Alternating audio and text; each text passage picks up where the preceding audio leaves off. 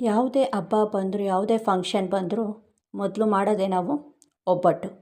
ಈಗ ಅಮ್ಮ ಅಜ್ಜಿ ಹೇಳ್ಕೊಟ್ಟಿರೋ ರೀತಿ ನಾನು ನಿಮಗೆ ಹೇಳ್ಕೊಡ್ತೀನಿ ಬನ್ನಿ.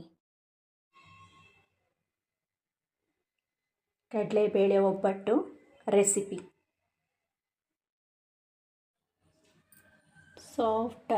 ಸಾಫ್ಟಾಗಿ ತುಂಬ ಮೆದುವಾಗಿ ಕಡಲೆಬೇಳೆ ಒಬ್ಬಟ್ಟು ರೆಸಿಪಿ ಮಾಡೋಣ. ಈಗ ಮೊದಲಿಗೆ ನಾನೀಗ ಒಂದು ಬೌಲ್ ತೊಗೊತೀನಿ.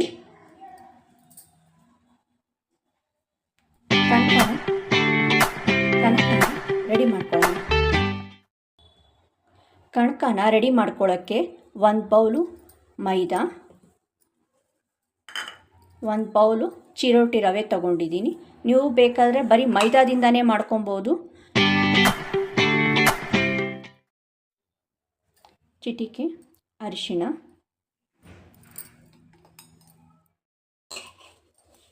ನಾದೋದು ತುಂಬ ಮುಖ್ಯ. ಸ್ವಲ್ಪನೇ ನೀರು ಹಾಕ್ಕೊಂಡು ಕಲಿಸ್ಕೊಬೇಕು. ಸ್ವಲ್ಪ ನಾನು ಹಾಕ್ಕೊಂಡು ಕಲಿಸ್ಕೊತಾ ಇದ್ದೀನಿ. ಈಗ ಕಣಕನ ರೆಡಿ ಮಾಡ್ಕೊಂಡಿದ್ದೀನಿ. ಇಲ್ಲಾಂದರೂ ಮಿನಿಮಮ್ಮು ಇದು 1 ರಿಂದ 2 ಗಂಟೆ ನೆನಿಬೇಕು.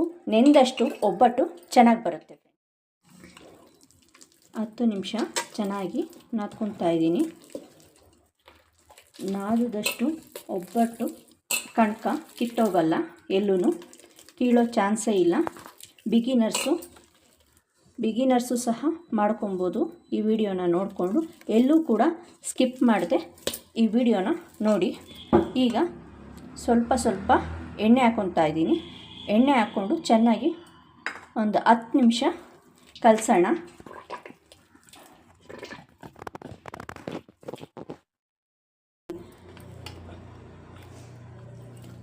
ಈಗ ಕಣಕನ ಚೆನ್ನಾಗಿ ಕಲಿಸ್ಕೊಂಡಿದ್ದೀನಿ.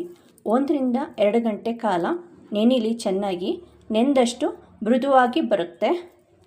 ಈಗ ನಾವು ಹೂರ್ಣನ ರೆಡಿ ಮಾಡ್ಕೊಳ್ಳೋಣ. ಈಗ ನಾವು ಕಣಕನ ರೆಡಿ ಮಾಡ್ಕೊಂಡಿದ್ದೀನಿ. ಈಗ ಪ್ಲೇಟ್ ಮುಚ್ಚಿ ಒಂದು ಕಡೆ ಸೈಡ್ಗಿಡೋಣ. ಯಾವ ಬಟ್ಲಲ್ಲಿ ನಾವು ಮೈದಾ ಹಿಟ್ಟನ್ನು ತೊಗೊಂಡಿರ್ತೀವೋ ಅದೇ ಬಟ್ಲಲ್ಲಿ 2 ಬಟ್ಲಾಗುವಷ್ಟು ಕಡಲೆಬೇಳೆನ ತೊಗೊಂಡಿದ್ದೀನಿ. ಕಡಲೆಬೇಳೆನ ಆದಷ್ಟು ಪಾತ್ರೆಯಲ್ಲೇ ಬೇಯಿಸ್ಕೊಳ್ಳೋಣ.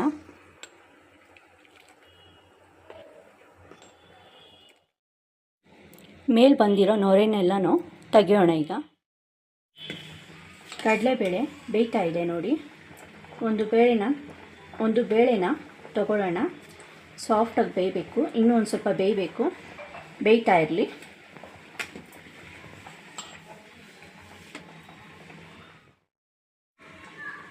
ಕಡಲೆಬೇಳೆನ ಬೆಂದಿದೆಯಾ ನೋಡೋಣ.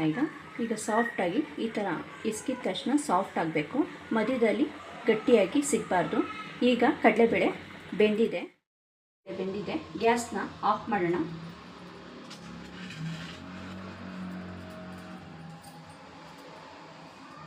ಈ ಪಾತ್ರೆಗೆ ಈಗ ಬಸ್ಕೊಳ್ಳೋಣ. ಪಾತ್ರೆಗೆ ನೀರನ್ನು ಬಸ್ಕೊಳ್ಳೋಣ.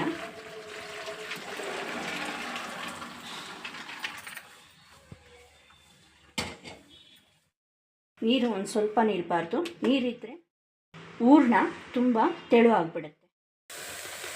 ಕಡಲೆಬೇಳೆನ ಮತ್ತು ಬೆಲ್ಲನೂ ಹಾಕಿ ಕರಗಿಸ್ಕೊಳ್ಳೋಣ. ಯಾವ ಬಟ್ಲಲ್ಲಿ ನಾವು ಕಡಲೆಬೇಳೆನ ತೊಗೊಂಡಿರ್ತೀವೋ ಅದೇ ಅಳತೆಯಲ್ಲೇ ಈಗ ಬೆಲ್ಲನ ಹಾಕೋಣ. ಕಡಲೆಬೇಳೆ 2 ಬಟ್ಲು ತೊಗೊಂಡಿದ್ದೆ ನಾನು. ಈಗ 2 ಬಟ್ಲು ಬೆಲ್ಲ ತೊಗೊಂಡು ಕರಗಿಸ್ಕೊಳ್ಳೋಣ. ಕಡಲೆಬೇಳೆನೂ ಮತ್ತು ಬೆಲ್ಲನೂ ಸೇರಿಸಿ ಬೆಲ್ಲ ಕರಗೋ ಗಂಟ ಒಂದು ಸ್ವಲ್ಪ ಬಿಸಿಯಾಗಿ ಇದು ಮಾಡ್ಕೊಳ್ಳೋಣ.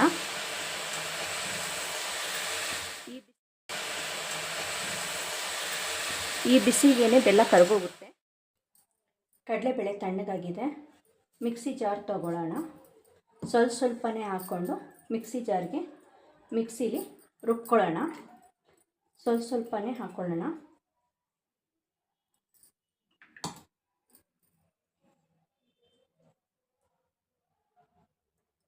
ಇದ್ರ ಜೊತೆಗೆ ನಾನು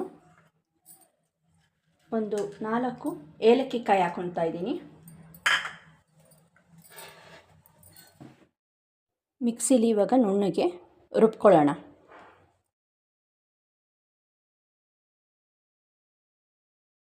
ಹೂರಣಕ್ಕೆ ಇವಾಗ ತೆಂಗಿನಕಾಯಿ ತುರಿನ ಫುಲ್ಲು ಮಿಕ್ಸ್ ಮಾಡ್ತಾಯಿದ್ದೀನಿ. ಹೂರಣ ಫುಲ್ಲು ಇವಾಗ ರೆಡಿಯಾಗಿದೆ. ಆಗಲೇ ಕಲಸಿಟ್ಟಿರುವ ಕಣಕ ಮೈದಾ ಹಿಟ್ಟು ಹೇಗಿದೆ ನೋಡೋಣ ಬನ್ನಿ.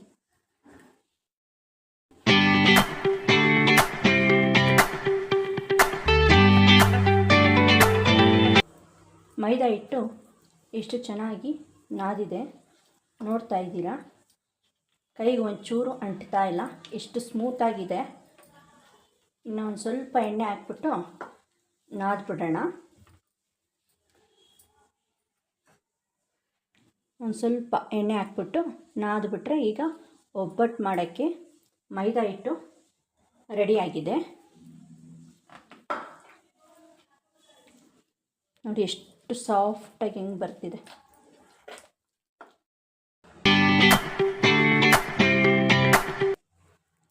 ಈಗ ಒಂದು ಬಾಳೆ ಎಲೆ ತೊಗೊಂಡಿದ್ದೀನಿ.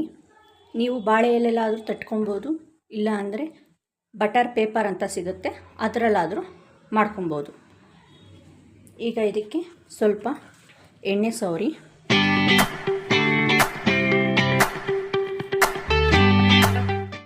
ಸ್ವಲ್ಪ ಮೈದಾ ಹಿಟ್ಟು ತೊಗೊಳ್ಳೋಣ. ಸ್ವಲ್ಪ ಎಣ್ಣೆ ಹಚ್ಕೊಂಡು ಮೃದುವಾಗಿ ತಟ್ಕೊಳ್ಳೋಣ.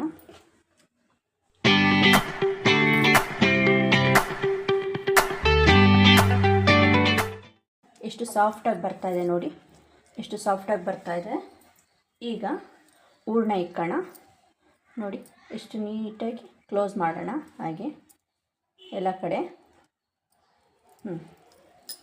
ನೋಡಿ ಎಲ್ಲ ರೆಡಿಯಾಗಿದೆ. ಮತ್ತೊಂದು ಹಾಗೆ ತೋರಿಸ್ತೀನಿ ನೋಡಿ.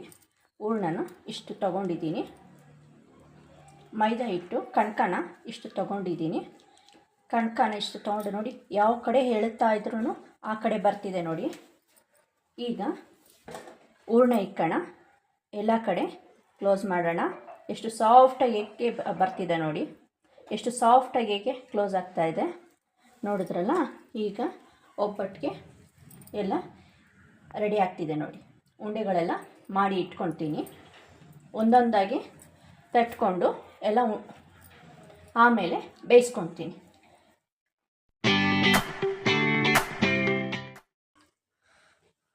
ಬಾಳೆ ಎಲೆ ಮೇಲೆ ತಟ್ಟಿದ್ರೆ ತುಂಬ ಚೆನ್ನಾಗಿ ಬರುತ್ತೆ. ಎಷ್ಟು ತೆಳುಗಾದ್ರೂ ತಟ್ಕೊಬೋದು ನೋಡಿ. ಸಾಫ್ಟಾಗಿ ಬರ್ತಾಯಿದೆ.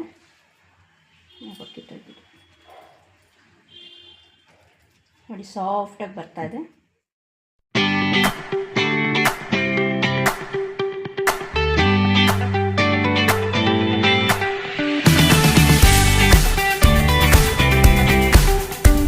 ಈಗ ಹೆಂಚಿನ ಕಾಯಕ್ಕಿಟ್ಟಿದ್ದೀನಿ, ದೋಸೆ ತವಾನ ಕಾಯಕ್ಕಿಟ್ಟಿದ್ದೀನಿ.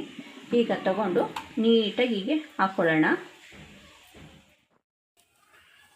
ತುಪ್ಪ ಅಥವಾ ಎಣ್ಣೆ ಹಾಕ್ಕೊಂಡು ಸ್ವಲ್ಪ ಸ್ವಲ್ಪ ಬೇಯಿಸ್ಕೊಬೋದು ನೋಡಿ. ಎರಡು ಕಡೆನೂ ಎಷ್ಟು ಚೆನ್ನಾಗಿ ಬೇಯ್ತಾ ಇದೆ.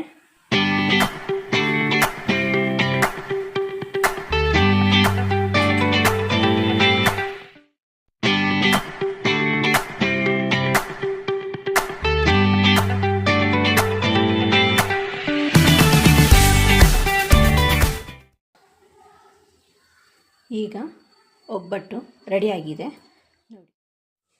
ಬಿಸಿ ಬಿಸಿಯಾದ ಬೇಳೆ ಒಬ್ಬಟ್ಟು ರೆಡಿಯಾಗಿದೆ. ಇದೇ ರೀತಿ ಒಬ್ಬಟ್ಟು ನೀವು ಮಾಡ್ಕೊಳ್ಳಿ. ಹಾಗೆ ಸಬ್ಸ್ಕ್ರೈಬ್ ಮಾಡಿ. ಧನ್ಯವಾದಗಳು.